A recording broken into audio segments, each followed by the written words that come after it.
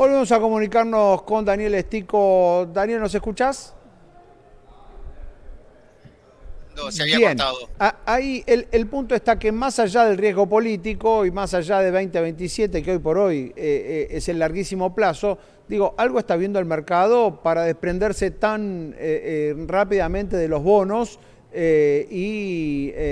digamos, con un riesgo país que está ya por encima de los 1.300 puntos. Digo, al margen de lo político, ¿el mercado no está viendo algo en cuanto a la consistencia del plan o en cuanto a por lo menos la disponibilidad que va a tener el gobierno de dólares para responder a los vencimientos?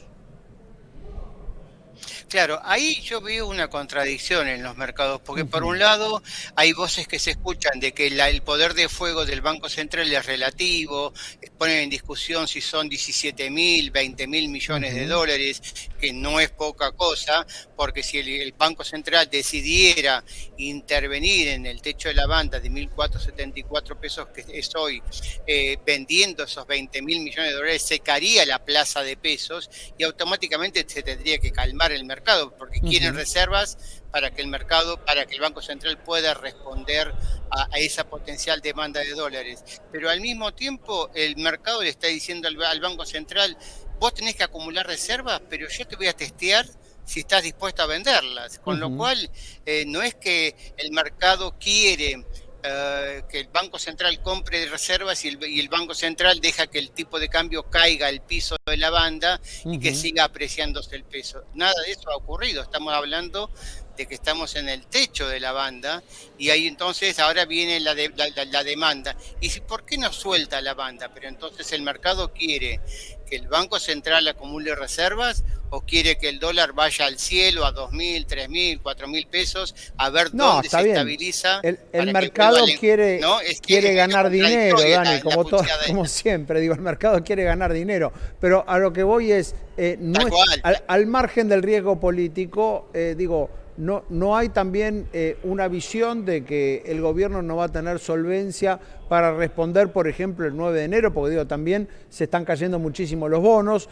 Cuando cae tan masivamente, uno tiende a creer que no son solamente ahorristas o tenedores de bonos de a pie, digamos, que son fondos de inversión que se están retirando.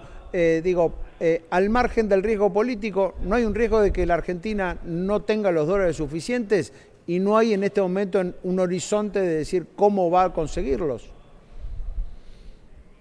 bueno, el riesgo siempre está. Ujú. Ahora, la evidencia empírica de los últimos 20 meses es que el gobierno ha reducido la deuda con privados en 57.000 millones de dólares. O sea, Ujú. la deuda pública hoy, en agosto, para no ir más lejos, bajó en términos de la diferencia entre los vencimientos y la deuda que colocó. Fueron mayores los vencimientos que la deuda que colocó y el gobierno ahorró o se desprendió, redujo la deuda en 8.000 millones de dólares. Después por ajustes contables de los bonos que capitalizan en el futuro, etcétera, la deuda neta aumentó en 9.000 millones de dólares. Pero el gobierno está cancelando deuda y eso es mérito Ujú. del superávit fiscal. Por lo tanto, fíjate, en agosto, para no ir más lejos, se hicieron operaciones de deuda por más de 50.000 millones de dólares Ujú. y el gobierno canceló 8.000. Quiere decir que esos temores del mercado son más, como vos bien decías, un argumento para generar negocios en la volatilidad que objetivamente, porque ya te digo, en 20 meses hay Ujú. superávit fiscal, cancelación de deuda, baja de la tasa de Bien. interés, Ujú. aumento del crédito, pero económica, y lo decía muy bien ayer Cristiano Ratazzi, ¿no? Con este nivel de riesgo país de 1.200, 1.300 puntos, todo se estabiliza, todo se frena, y eso no es bueno ni para los Claro. mercados, No, no, pero y mucho menos para los claramente es argentinos. una señal de caída de la confianza, ¿no? Sobre todo, digo, ¿qué crees que va a pasar con el esquema de las bandas cambiarias? Ayer por primera vez el gobierno dijo, bueno, llegó al techo, vendí lo que hacía falta vender. Ahora, ¿qué ves de aquí al 26 de octubre? ¿Ves que el gobierno va a tener días como el de ayer y lo va a aceptar? Digo, lo va a aceptar en términos políticos y en términos económicos. Digo, que va a aceptar, por ejemplo, un escenario en el que tenga que vender de aquí al 26 de octubre.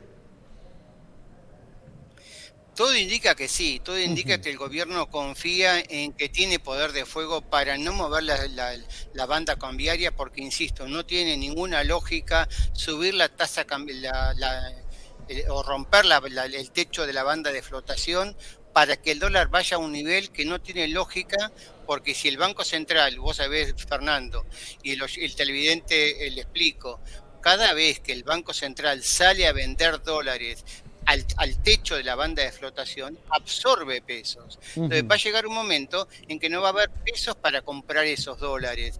Por lo tanto, ahí se tendría que estabilizar.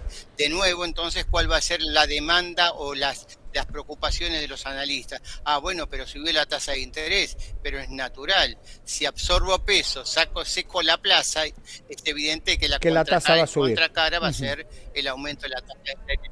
Claro, eso es el juego clásico del mercado, hasta que se estabiliza y se dan cuenta, bueno, che, lo peor ya pasó en serio, ujú. este gobierno no quiere dolarizar en este momento, porque la consecuencia es muy lindo, la demanda de dolarizar, démosle al mercado todos los dólares que quiera, terminemos con la base monetaria, cerremos el Banco Central, pero eso significa que las jubilaciones que hoy están la mínima en menos de $300, queden a perpetuidad en $300. Ujú. ¿Por qué? Porque no puede haber inflación en dólares en la economía argentina. La única manera para aumentar las jubilaciones en dólares va a ser que aumenten los recursos del ANSES, y eso implica que aumente la actividad Ujú. económica, que Está aumente claro. la confianza, y Ujú. eso es un proceso lento, ¿no? Bien.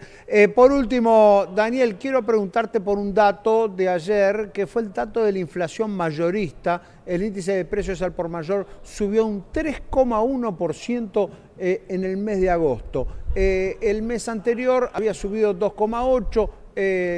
Julio había sido justo el momento en que el dólar dio un primer salto del 14% en ese mes de julio. Digo, ¿cómo hay que tomar este dato de inflación mayorista? Y por supuesto, ¿esto va a impactar en lo que viene? ¿Va a impactar en la inflación minorista que viene? Mira, no hay una relación directa entre mayoristas y Ujú, precios al consumidor, por la sencilla razón de que los precios mayoristas no tienen incorporado todo el componente de los servicios públicos y servicios privados en particular. Segundo, siempre se explicó que el índice de precios mayoristas es función del tipo de cambio. Sube el tipo de cambio, sube el índice de precios mayoristas. Ahora bien, un dato alentador que arrojó el índice de precios mayoristas es que los alimentos subieron menos del 2%. No es que ujú, los alimentos se dispararon 3, 4%. Por lo tanto, el índice de precios al consumidor, la ujú. tasa de inflación, como decimos vulgarmente, tiene un alto componente de alimentos. Y si esos rubros subieron apenas menos del 2%, no hay razón para pensar en una Que va a aceleración de la impactar en la... inflación. Sí, un cambio de Ujú. precio relativo, ¿no? Bien, muy claro. Daniel, te agradecemos muchísimo estos minutos. Te mando un abrazo. Gracias, Fernando. Un abrazo. El economista Daniel Estico, editor en Infobae, allí repasando no solo el escenario del mercado de cambio, sino también, desde luego, lo que tiene que ver con este dato, conocido ayer, muy relevante, el de la inflación mayorista, 3,1 en el mes de agosto.